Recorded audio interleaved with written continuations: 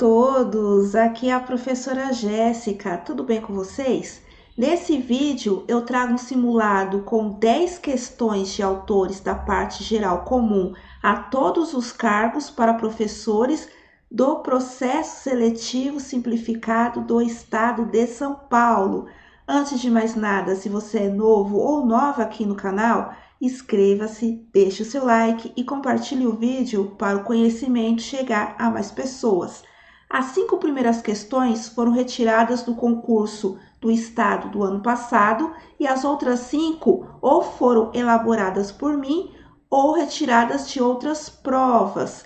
Esses autores valem tanto para os anos iniciais da parte geral, como também da parte geral dos professores especialistas dos anos finais do ensino fundamental e ensino médio.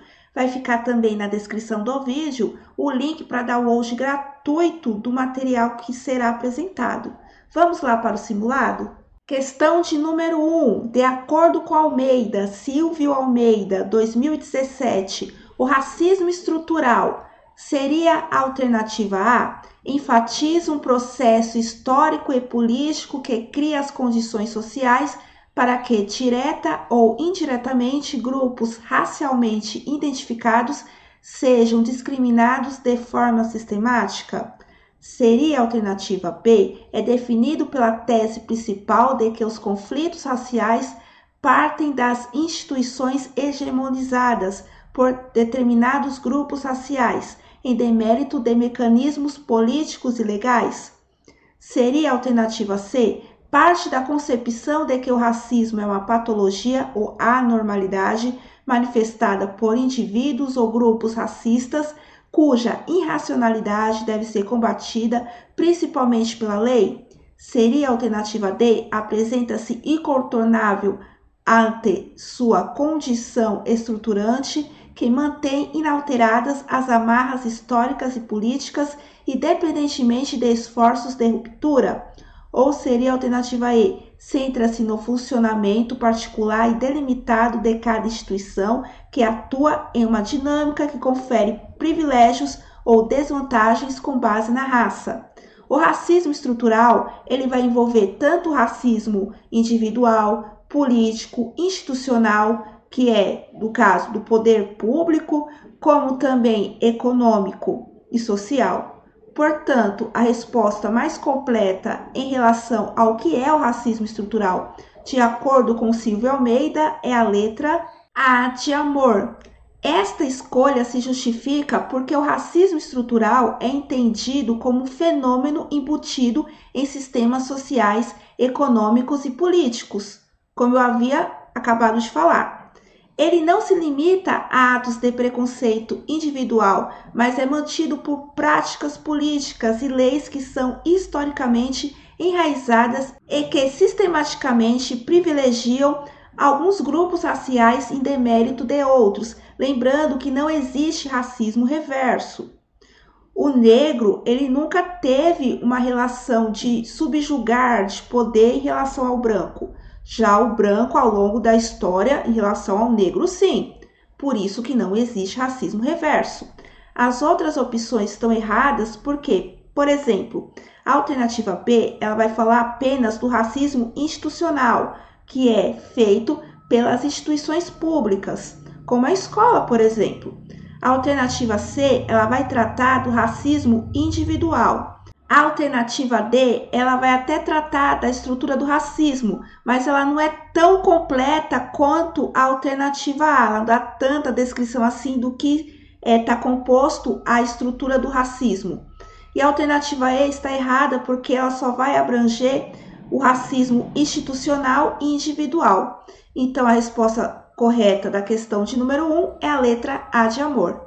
Questão de número 2. Considere o excerto. O que é o excerto? Um trecho retirado de KU 2008. No caso da educação, promove-se uma política de universalização da escolarização. Todos são chamados a participar do sistema escolar, mas sem que se coloque em questão o caráter monocultural presente na sua dinâmica, tanto no que se refere aos conteúdos do currículo, quanto às relações entre os diferentes atores, as estratégias utilizadas na sala de aula, aos valores privilegiados. Essa descrição corresponde a: seria a alternativa A, uma política assimilacionista, seria a alternativa B, um cosmopolitismo insurgente, seria a alternativa C, uma abordagem intercultural, seria a alternativa D, um novo imperativo transcultural, ou seria a alternativa E, um multiculturalismo diferencialista? A resposta correta da questão de número 2 é a letra A de amor. Por quê? Na questão diz que é um caráter monocultural. Só que esse livro da Cadaú sobre os direitos humanos no currículo, ele vai tratar que o currículo precisa atender às multiculturalidades, à diversidade. Portanto, esse caráter do currículo monocultural, ele é uma política assimilacionista. Há uma tendência a moldar todos os participantes a uma norma cultural dominante, sem espaço significativo para a diversidade cultural. O excerto menciona especificamente a falta de questionamento quanto aos conteúdos do currículo monocultural, as estratégias utilizadas na sala de aula e os valores privilegiados, todos elementos que são frequentemente padronizados em abordagens assimilacionistas. Portanto, todos precisam ser similar. E isso é uma crítica aqui da autora. Portanto, a resposta correta da questão de número 2 é a letra A de amor. Questão de número 3. Assinale a alternativa correta acerca do conceito de multiletramento, de acordo com Rojo, 2012. Seria a alternativa A, significa a adoção do termo letramento originalmente aplicado em conteúdos de língua portuguesa e alfabetização em outras disciplinas ou áreas, como letramento no trânsito ou letramento em saúde mental. Seria a alternativa B, expressa o que há de mais avançado no paradigma de aprendizagem curricular, pois fixa conteúdos e sequências didáticas em um planejamento sólido e moderno. Seria a alternativa C, promove a substituição das leituras e escritas tradicionais em direção a usos digitais contemporâneos de maior interesse e uso para os alunos. Seria a alternativa D, propõe-se fundamentalmente a formar um usuário funcional que tenha competência técnica, saber fazer nas ferramentas, textos, práticas letradas requeridas, garantindo os alfabetismos necessários. Ou seria a letra E, incorpora a multiplicidade cultural das populações e a multiplicidade semiótica de constituição dos textos que informam e comunicam. A resposta correta da questão de número 3 é a letra E de escola. Esse livro do multiletramento nas escolas, aqui da autora, ele vai falar que o multiletramento ele não vai considerar apenas a questão da alfabetização, mas que ao longo dos anos a forma como a gente se comunica, seja escrito e oral, se modificou. E a escola precisa estar atenta à contemporaneidade, ao que os estudantes vivem. Trazer essa comunicação que os estudantes vivem fora da escola para dentro da escola também. Contextualizar o cotidiano. Esse conceito de multiletramentos promovido por Rojo e outros acadêmicos destaca a importância de reconhecer e integrar diversas formas de linguagem e comunicação em contextos educacionais, indo além do tradicional foco na alfabetização escrita. A teoria dos multiletramentos considera não apenas a multiplicidade de culturas nas sociedades contemporâneas, mas também a variedade de modos semióticos. O que é modo semiótico?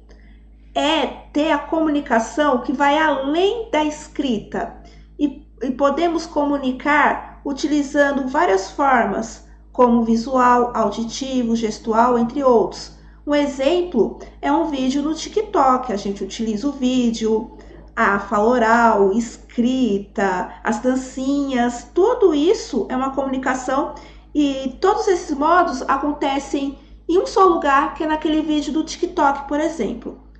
que as pessoas utilizam para comunicar e interagir em seu cotidiano. Portanto, a resposta correta da questão de número 3 é a letra E de escola. Questão de número 4. Considere o texto a seguir adaptado de Taft 2012 a respeito dos saberes dos professores. Em primeiro lugar, seria em vão procurar uma unidade teórica, ainda que superficial, no conjunto de conhecimentos, de saber fazer, de atitudes e de interações. Um professor não possui habitualmente uma só e única concepção de sua prática. Em segundo lugar, a relação entre os saberes e o trabalho docente não pode ser pensada segundo o modelo aplicacionista da racionalidade técnica, utilizando nas maneiras de conceber a formação dos profissionais e no qual os saberes antecedem a prática, formando uma espécie de repertório de conhecimentos prévios que são, em seguida, aplicados na ação. No trecho, o autor faz referência ao fenômeno. Que fenômeno seria esse? Seria a alternativa A, da prática profissional, B, do contínuo formativo, C, da socialização, D, do sincretismo ou E, do sistema normativo informal? A resposta correta da questão de número 4 é a letra D de dado. Na obra, o autor vai defender que a prática docente precisa estar atrelada entre a teoria e a prática. E o sincretismo, aqui na obra, o que seria? Refere-se à combinação ou fusão de diferentes formas de saberes e práticas. Os professores muitas vezes desenvolvem uma prática que é uma mistura sincretista de teorias, conhecimentos empíricos, intuições e experiências pessoais, o que desafia a noção de que os saberes são simplesmente aplicados na prática educativa. Vai muito além da prática, intuições, experiências pessoais, tudo isso acaba se combinando em sala de aula. Inclusive, essa palavra, sincretismo, é uma das palavras-chave aqui dessa obra. Portanto, a resposta correta da questão de número 4 é a letra D de dado. Questão de número 5. Andréia é professora de Ciências e Danilo de Geografia, lecionando para o 7º ano do ensino fundamental. Ambos têm trabalhado em um projeto interdisciplinar que diz respeito aos rios paulistanos e à ocupação urbana. Nas pesquisas em conjunto para a aula, depararam-se com o texto de Gerard Guarani 2020, no qual são mencionados os rios e córregos canalizados ou escondidos sobre o asfalto de São Paulo, como o Anhangabaú e Tamanduateí. Caso os professores queiram trabalhar a perspectiva da autora com seus alunos, as discussões do caso desses rios de São Paulo devem apontar para... Seria a alternativa A, a necessidade das pessoas civilizadas se tornarem selvagens, pois todas as coisas ruins para o meio ambiente vêm de pessoas civilizadas. Seria a alternativa B, o lado bom do progresso industrial e econômico de São Paulo, que possibilitou a formação da maior rede de abastecimento de água e de esgoto do país? Seria a alternativa C, a incompatibilidade dos modos de vida tradicionais Guarani com o mundo ocidental de hoje em dia, tornando-se urgente sua inserção na vida social civilizada? Seria a alternativa D, a atualidade da agenda da ONU de Objetivos de Desenvolvimento Sustentável, sendo o mais importante deles o uso consciente da água? Ou seria a alternativa E, a falta de políticas sociais voltadas para a dignidade humana que mostram o sucateamento do Estado? A resposta correta da questão de número 5 é a letra A de amor. Por quê? A alternativa A é uma crítica da autora, porque os povos indígenas sempre foram considerados pelos povos civilizados, o povo branco, que os povos indígenas são selvagens. O que é selvagem? Pessoas ignorantes, violentas, desprovidas de inteligência, bagunçadas e entre outras coisas. Só que quem está bagunçando o planeta e o meio ambiente não são os povos indígenas, pelo contrário. A Terra, o planeta, é tudo para o povo indígena. Então, ele tem amor, ele tem a preservação. ao contrário do povo, entre aspas, civilizado. Então, para salvar o nosso meio ambiente, a autora sugere que o povo civilizado se torne, entre aspas, selvagem. Portanto, a resposta correta da questão de número 5 é a letra A de amor. Questão de número 6. A presença da tecnologia na vida escolar está bastante disseminada. Todavia, Rodrigues, em Bach, Tanzin e Trevisan, 2015, observa uma dinâmica de complexidade a respeito de seu crescente uso. De um lado, temos a escola tradicional na sua permanência em um modelo que não atende mais aos alunos e às comunidades, gerando professores descrentes de suas capacidades. De outro, novos caminhos virtuais para a educação que ainda não conseguem obter um status oficial o bastante para se afirmar e oscilam entre a alternativa e o descrédito. Nesse cenário, conforme o autor, a proposta do ensino híbrido seria: alternativa A aposta na combinação espontânea entre as esferas presenciais e digitais.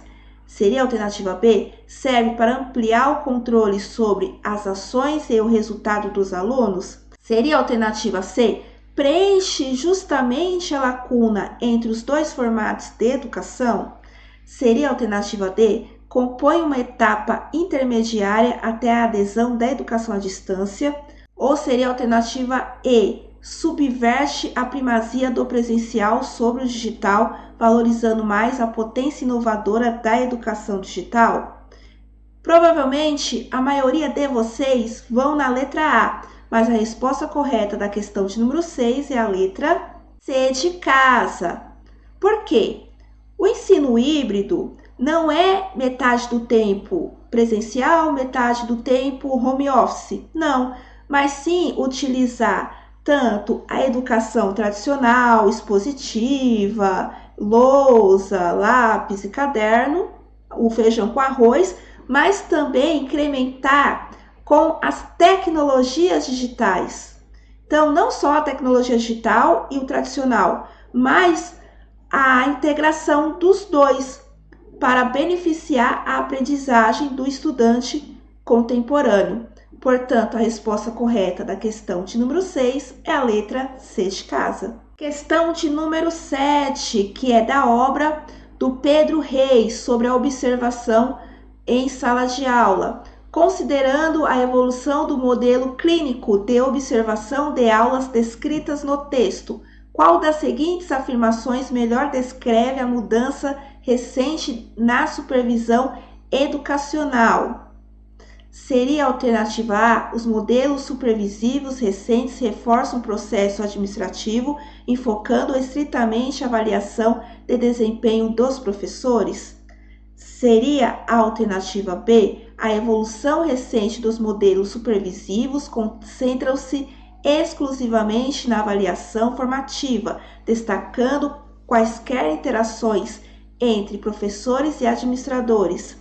Seria a alternativa C, recentemente foram propostos modelos supervisivos que focam na colaboração e no desenvolvimento personalizado, envolvendo a recolha e discussão de evidências em sala de aula para melhorar o ensino? Seria a alternativa D, os modelos supervisivos atuais eliminarão as sessões de observação, baseando-se apenas em reuniões prévias e posteriores para avaliar os professores? Ou seria a alternativa E, atualmente o modelo clínico de observação exclui administradores no processo, centrando-se exclusivamente na autonomia dos professores na sala de aula? A observação na sala de aula, que é muito comum, por exemplo, na Europa, e agora a gente tem na rede estadual a gestão também assistindo às aulas do professor, aqui na obra, tá? Na obra, não estou falando da vida real. Na obra, o autor defende que essa observação não é para apontar o dedo no professor, intimidar o professor, tirar a autonomia do professor da sala de aula, mas para melhorar a prática do professor de maneira formativa. Portanto, a resposta correta da questão de número 7 é a letra C de casa. Quando o modelo clínico foi inicialmente proposto, algumas décadas atrás, tinha um forte pendor democrático e formativo. Contudo, em alguns países, essa perspectiva inicial foi progressivamente substituída por um processo administrativo faseado, incluindo a sessão de observação e 2 reuniões antes e após a observação, centrado na avaliação dos professores. Recentemente, para contrariar essa tendência, têm sido propostos modelos supervisivos de natureza mais colaborativa, diferenciada e desenvolvimentista, mais adequadas às necessidades de desenvolvimento de cada professor. Esses modelos envolvem professores e administradores em processos colaborativos de recolha, em sala de aula e discussão de evidências, de tomada de decisões e de apoio ao docente, tendo em vista a melhoria do ensino e do desempenho dos alunos. Frequentemente procuram estimular o envolvimento de professores e administradores na construção e manutenção de comunidades de aprendizagem centradas no desenvolvimento individual e organizacional. Então, a resposta correta da questão de número 7 é a letra C de casa. Questão de número 8. Os conteúdos de aprendizagem, segundo Zabala, não se reduzem unicamente às contribuições das disciplinas ou matérias tradicionais. Portanto, também serão conteúdos de aprendizagem todos aqueles que possibilitem o desenvolvimento das capacidades motoras, afetivas, de relação interpessoal e de inserção social. Considerando a divisão dos conteúdos segundo sua tipologia, é correto afirmar que o conteúdo procedimental é um conjunto de, seria a alternativa A, fatos, objetos ou símbolos que têm características comuns. Alternativa B, conteúdos que podem ser agrupados em valores, atitudes e normas. Seria a alternativa C, objetos, fatos ou situações que normalmente descrevem relações de causa e efeito ou de correlação. Seria a alternativa D, ações ordenadas e com um fim, ou seja, dirigidas para a realização de um objetivo. Ou seria a alternativa E, tendências ou predisposições relativamente estáveis das pessoas para agir de certa maneira em sociedade. Os conteúdos aqui para Zabala são divididos em 3. Aqui na questão está pedindo o conteúdo procedimental. A alternativa que encaixa no conteúdo procedimental é a alternativa D de dado. Quais são os 3 conteúdos? O primeiro são os conteúdos factuais. Você entende o conhecimento de fatos, acontecimentos, situações, dados e fenômenos concretos e singulares, a idade de uma pessoa, a conquista de um território. São conteúdos que as respostas são inequívocas.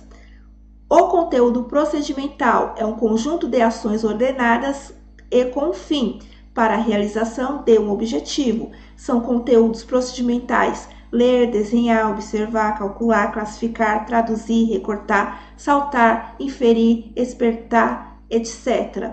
Já os conteúdos atitudinais englobam conteúdos agrupados em valores, atitudes e normas, cada um desses com natureza diferenciada. Portanto, a resposta correta da questão de número 8 é a letra D de dado. Questão de número 9. De acordo com Almeida, no livro Integração, Currículo e Tecnologias e a Produção de Narrativas Digitais, Currículo Sem Fronteiras, na cultura digital ocorrem mudanças que exigirão repensar alguns dos elementos básicos da escola, tais como os currículos, pois, inclusive, eu tenho um resuminho dessa obra e de algumas outras lá no meu perfil do Instagram, que é o Jéssica Pereira 1605, me segue lá. Vamos lá para as alternativas. Seria a alternativa A linearidade dará lugar ao hipertextual, ao móvel, ao flexível, à contínua produção e à negociação de sentidos. Seria a alternativa B, os saberes enciclopédicos serão o foco, tendo em vista sua memorização e posterior uso social. Seria a alternativa C, o professor deverá definir os discursos possíveis no espaço escolar, restringindo as possibilidades de diálogo? Restrição? Jamais, né? Seria a alternativa D, a definição dos saberes organizados em sequências pré-determinadas pelos docentes será imprescindível para a aprendizagem escolar. A resposta correta da questão de número 9 é a letra A de amor. Esta opção reflete o impacto da cultura digital na educação, onde a linearidade tradicional dos currículos escolares é desafiada pelas novas formas de interação e aprendizagem que a tecnologia proporciona. O hipertextual permite aos alunos explorar conhecimentos de maneira não linear, inclusive acessando a informação de qualquer lugar e de várias fontes e também formatos. Como, por exemplo, entra aqui também a questão do multiletramento. Essa abordagem promove flexibilidade, mobilidade, uma dinâmica de aprendizagem que está em constante mudança e negociação de sentidos. Então, eu posso me comunicar com qualquer pessoa de qualquer lugar do mundo, muito alinhada com as demandas da sociedade atual e a forma como interagimos com a tecnologia. Portanto, a resposta correta da questão de número 9 é a letra A de amor. Antes da gente resolver a última questão desse simulado, só lembrando que eu tenho a apostila da parte geral comum a todas as disciplinas para os professores especialistas dos anos finais do ensino fundamental e ensino médio, é em PDF, valor R$20. Tenho a apostila só da parte específica para professor de geografia e professor de educação especial, cada um R$18. E eu tenho a apostila completa, tanto da parte geral quanto específica, para os professores dos anos iniciais, valor R$20, todas em PDF, vai ficar aqui na descrição do vídeo, o link do site da Hotmart para você adquirir, beleza? Vamos resolver agora a questão de número 10.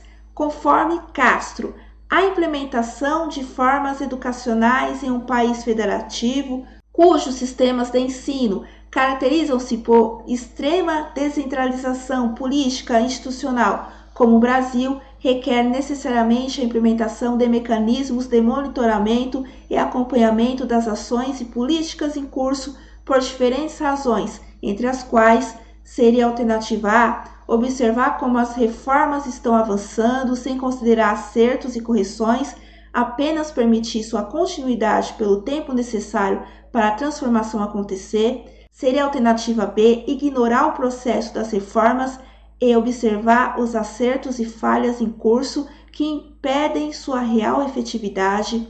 Seria a alternativa C, assegurar a transparência das informações, cumprindo assim dois requisitos básicos da democracia: a ampla disseminação dos recursos obtidos nos levantamentos e avaliações realizados e a permanente prestação de contas à sociedade. Ou seria a alternativa D, pensar de forma estratégica para perpetuar as mesmas políticas e programas educacionais já vigentes? A resposta correta da questão de número 10 é a letra C de casa. Por quê? Os resultados das avaliações precisam ser transparentes, porque o governo precisa fazer a prestação de contas para a sociedade. Por isso que os resultados do Saresp são divulgados para todos, não somente para a comunidade escolar, para que todos possam verificar como está a educação estadual e o que precisa melhorar ou não. Portanto, a resposta correta da questão de número 10 é a letra C de casa. Deixa aqui nos comentários quantas questões você acertou, se você achou as questões fáceis ou difíceis e se você está estudando para o processo seletivo simplificado aqui do estado de São Paulo. Bom, eu espero ter ajudado. Até a próxima. Tchau!